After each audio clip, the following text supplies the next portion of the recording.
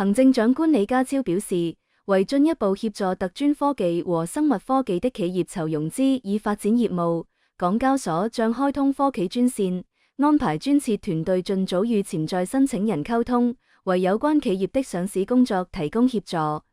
以加強企業與保薦人了解相關規則對企業特定業務的適用性和評核準則，就不同重要議題作前期溝通。證監會在過程中會與港交所緊密合作。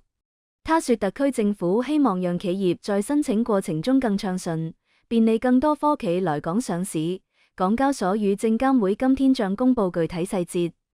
另外，李家超出席行政會議前表示，早前率團訪問浙江有3大成果，包括提升了浙港全方位合作，建立了合作會議機制，並已啟動首次會議，確立13個重點領域共50個項目，雙方亦簽署了4份合作文件，涵蓋科技創新、住房安居、青年發展。當局亦積極推動兩地持續發揮合作平台的作用，同時建立專班，針對兩地合作領域，深度推展不同合作的可能性。李家超說，另一項成果是開拓了浙港科創合作的新機遇。他在當地訪問了很多科創項目，包括與杭州陸小龍的代表進行交流，